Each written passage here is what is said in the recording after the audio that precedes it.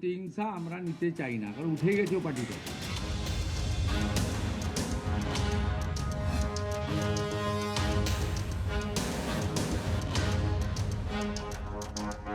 পরিবেশই নিয়ে যেখানে কোনো মুক্তভাবে আলোচনা করা যেতে পারে, কোনো বিষয়কে তুলে ধরা যেতে পারে, সেই পরিবেশই তো নেই।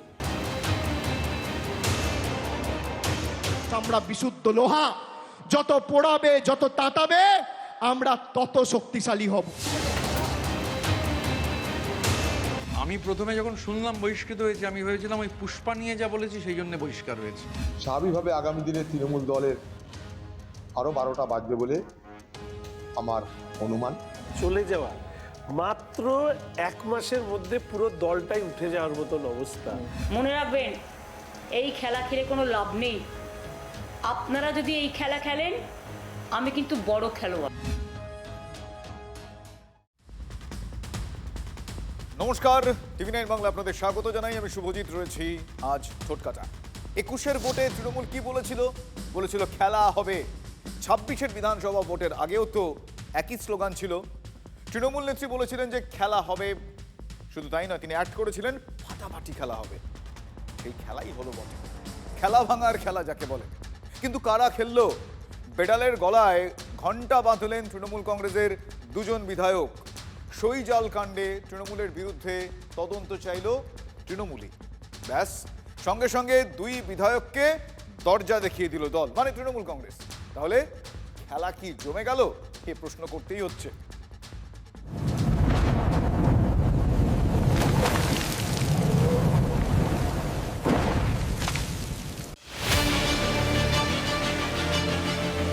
ঋতব্রত বন্দ্যোপাধ্যায় এবং সন্দীপন সাহা অভিযোগ করেন, the resolution dated 6/5/2026 was manufacture and fabricated. বিধানসভার সই জালিয়াতি কাণ্ডে হাটে হাড়ি ভাঙলেন মুখ্যমন্ত্রী। সঙ্গে সঙ্গে তীব্র আলোড়ন পড়ে গেল তৃণমূলে। সই জাল কাণ্ড ফাঁস করায় এন্টারের বিধায়ক সন্দীপন সাহা এবং উলুবেড়িয়া পূর্বের বিধায়ক ঋতব্রত বন্দ্যোপাধ্যায়কে দল থেকেই বহিষ্কার করল তৃণমূল। যেহেতু দলে এরকম কোনো পরিবেশ নেই, আমরা বাধ্য হয়েছি এটা করতে। কারণ কোথাও গিয়ে স্যাংটিটি অফ দি হাউস যে রক্ষা করা আমাদের সকলের দায়িত্ব। আপনাদের মনে হয় এটা খারাপ, ওটা খারাপ, সেটা খারাপ, দাঁড়িয়েছিলেন কেন তখন মমতা ব্যানার্জি জিন্দাবাদ বলে?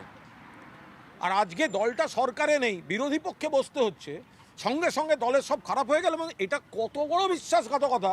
6 তারিখের মিটিংয়ে কোনো রেজলিউশন হয়নি। রেজলিউশন যেটা হয়েছিল, অভিষেক বন্দ্যোপাধ্যায়কে উঠে দাঁড়িয়ে স্ট্যান্ডিং ওভেশন দিতে হবে, হাততালি দিতে হবে, রেজলিউশন লিখুন। এটা রেজলিউশন আধা পুরোটা বলবো না যে উঠে দাঁড়ায়নি, কিছুটা উঠে দাঁড়িয়েছিলাম, তারপর বসেছিলাম। বোঝো কাণ্ড। তৃণমূলের বাগ্মী মুখপাত্র কথায় কথায় বলেন যে মমতা বন্দ্যোপাধ্যায়ের নেতৃত্বে, অভিষেক বন্দ্যোপাধ্যায়ের সেনাপতিত্বে দলের সেনাপতির পক্ষে রেজলিউশন। তবু সেদিন পুরোটা উঠে দাঁড়াননি ঋতব্রত বন্দ্যোপাধ্যায়। ভাবুন তিনি বলেন কি, বিস্ময় লাগছে। আমি প্রথমে যখন শুনলাম বহিষ্কৃত হয়েছে, আমি ভেবেছিলাম ওই পুষ্পা নিয়ে যা বলেছি সেই জন্য বহিষ্কার হয়েছে।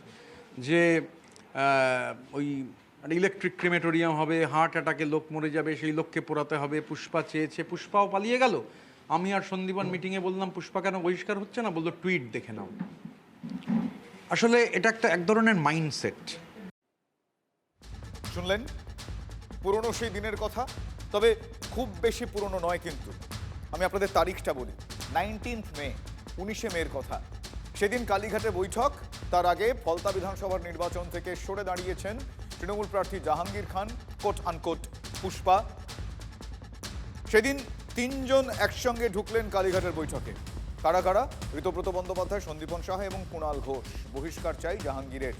সেদিন বৈঠকে মুষে উঠেছিলেন ঋতব্রত, সন্দীপনরা। সেই কোট আনকোট পুষ্পা কোথায়? তবে দলের কোপে পড়তে হলো কাকে? ঋতব্রত বন্দ্যোপাধ্যায় এবং সন্দীপন সাহাকে। একেবারে তাদেরকে বহিষ্কার করে দেওয়া হলো। অনৈতিক কাজ করলো দল, আর যারা নৈতিকতার কাজ করলো তারা অনৈতিক একটি কাজ যেটা দল করলো, তার জন্যে নৈতিক কাজ করা ব্যক্তিদেরকে দল বহিষ্কার করছে। যদি অনৈতিকতার কথা হয়, তাহলে নেত্রীকে কেন বলেননি? চিঠিটা নেত্রীকে কেন লিখলেন না? চিঠিটা দলে কেন লিখলেন না? চিঠিটা স্পিকারকে কেন লিখলেন? তাহলে ভাবুন, দল অনৈতিকতাকেই সমর্থন করে এবং এই দল নৈতিকতা বা স্বচ্ছতা এই দল চায় না। সেই কারণেই আজ মানুষ প্রত্যাখ্যান করেছে। দেখুন কি অবস্থা। আর একটা দল বদলুর সঙ্গে মিলে, সন্দীপন তো এরকম ছিল না, একটা দল বদলুর সঙ্গে মিলে কেন করতে গেল? বধ সঙ্গে পড়েছে সন্দীপন। রাজনীতি বড় বিষম বস্তু, বলতে পারেন রাজনীতির অবস্থান বড় আপেক্ষিক। সেদিন সন্দীপন সাহা ঋতব্রত বন্দ্যোপাধ্যায়ের সঙ্গে কালীঘাটে গেলেন, আজ তাঁদের বিরুদ্ধে প্রতিক্রিয়া দিতে হচ্ছে কুণাল বাবুকে। ভাবুন কেন বললাম রাজনীতি বড় বিষম বস্তু। কিন্তু যখন সই করতে গেলাম দেখছি এমন অনেক নাম লেখা হয়েছে সেই বিধায়করা নেই। তাহলে কে লিখলো? তদন্ত হওয়া দরকার। সেটা কি ব্লক লেটারে লেখা রয়েছে এমন বিধায়ক নেই, অথচ তার নাম লেখা হয়ে গেছে। কারা লিখছিল, কি লিখছিল, এগুলো তদন্তকারী সংস্থা দেখবে, আমরা বলতে পারবো না। এটা তো রেকর্ড হয়ে যাবে। সিপিএমও এক্সপেল করে, তৃণমূলও এক্সপেল করে, বিজেপি সিএম এক্সপোজ করে দেয়। 27/5 দুজন এমএলএ ঋতব্রত বন্দ্যোপাধ্যায় এবং সন্দীপন সাহা তারা অভিযোগ করেন the resolution dated 6/5/2026 was manufacture and fabricated. আমি তো ধন্যবাদ দিচ্ছি শুভেন্দু অধিকারীকে, নামগুলো বলে দিয়েছেন যে কারা দলের মধ্যে থেকে স্পিকারকে চিঠি দিয়েছেন। আমাদের এক্সপালশনটা শুভেন্দু অধিকারী যেভাবে এস্টাবলিশ করে দিলেন, এদের বিশ্বাস করবেন না। যে চুরি করছে এটা চুরি এক ধরনের, তাকেই বলবো যে আপনি কেন চুরি করছেন? তা আমাদের মনে হয়েছে এটা স্পিকারকে জানানো দরকার। He is the custodian of the house. আমরা স্পিকারকে জানিয়েছি। ঋতব্রত বন্দ্যোপাধ্যায়ের আগের নৈতিকতার ভিডিও আর ছবিগুলো ছাড়লে নৈতিকতা বেরিয়ে যাবে। বুঝুন কাণ্ড। চন্দ্রবিন্দুর চ, বেড়ালের তালব্যস্যা, রুমালের মা হলো চশমা। আচ্ছা, সেই ভিডিও বা ছবি থাকতেও সেদিন দল দেখতে পারেনি, আর তার উপর উলুবেড়িয়া পূর্বের টিকিটও দল দিয়ে দিল। আবারও বিস্ময়। ক্ষণিকের জন্য এমন কিছু সিদ্ধান্ত নেবেন না কারো কথায়। আর সিদ্ধান্ত দিচ্ছে একজন কে আগে সিপিএম দল করত, নীতিহীন একজন। আমাদের ভুল হয়েছে তাকে টিকিট দেওয়া, পায়ে পড়েছিল এসে।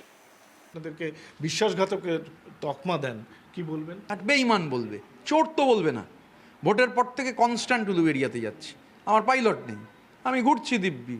মানে এই কটাক্ষটা কাকে করছেন? অভিষেক বন্দ্যোপাধ্যায়? না, যাদের শুনতে হচ্ছে চোর চোর চোর চোর। সেদিন বাঁচানো সিপিএম ঠিক করেছিল, অন্তত এই একটা ক্ষেত্রে তাদের আমি অ্যাপ্রিসিয়েট করি, ওকে তাড়িয়ে দিয়ে। তা সত্ত্বেও আমরা তাকে দুবার সংসদে জিতিয়েছি। অন্য লোকের টিকিট কেটে তাকে হাওড়ায় দাঁড় করানো হয়েছে। প্যান্ডোরার বাক্স খুলে দিলেন, কেন এতটা রিস্ক? আচ্ছা, কোথায় বলবো? তৃণমূল কংগ্রেসের অভ্যন্তরে বলার কি জায়গা ছিল না? তৃণমূল কংগ্রেসের এই যারা সংগঠন, তৃণমূল সংগঠন, শুনছিলাম টিভিতে একজন বলছেন সং আছে, গঠন নেই।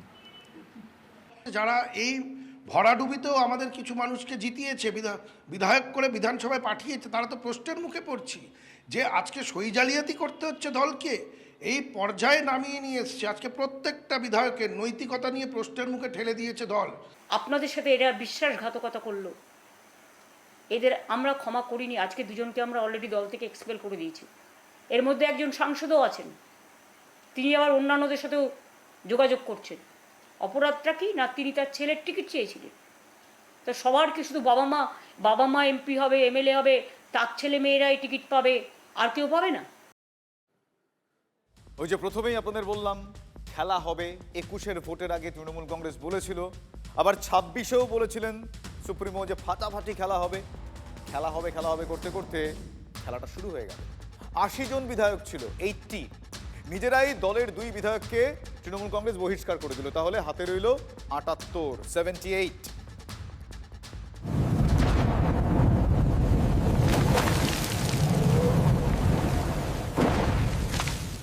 প্রথমে পরাজয় বিপর্যয়, তারপর সইজাল বিতর্ক। খোদ মমতা বন্দ্যোপাধ্যায়ের ডাকা বৈঠকে 60 বিধায়কের অনুপস্থিতি। প্রশ্ন উঠছে, এত ধাক্কা খাওয়ার পরে কি তৃণমূল দুটুকরো হওয়ার জোগাড়? আজকে বিজেপির কথায় তৃণমূল কংগ্রেসকে ভাঙার চক্রান্ত করছেন। মনে রাখবেন, এরা আমাদের অ্যাসেট নয়। যাদের দলের প্রতি বিশ্বাস থাকে না, যে দল তাদের সিম্বল দিয়েছে, সিম্বলটা আমাদের কাছে মায়ের মতো। প্রতিহিংসা আমরা নিতে চাই না, কারণ উঠে গেছে পার্টিটা, তো পার্টিটা উঠে গেছে। আমি তো কোনোদিন দেখিনি প্রতিদ্বন্দ্বী প্রার্থী ভোটের আগেই বলছেন যে আমি লড়বো না। তৃণমূল ভাঙার চক্রান্তের খেলা খেলছেন। মনে রাখবেন, এই খেলা খেলে কোনো লাভ নেই। আপনারা যদি এই খেলা খেলেন, আমি কিন্তু বড় খেলোয়াড়। রাস্তায় নামবে না। যে কাণ্ড কারখানা আপনারা করেছেন, কোনো সুযোগ নেই পশ্চিমবঙ্গে আপনাদের। অতএব আপনাদের মাধ্যমে আমরা বলতে চাই যে বর্তমান রাজ্য সরকার আমাদের কোনো এজেন্ডার মধ্যেই নেই ওরা। 35 জন মন্ত্রীর শপথের পর দপ্তর বন্টন নিয়ে জোর জল্পনা।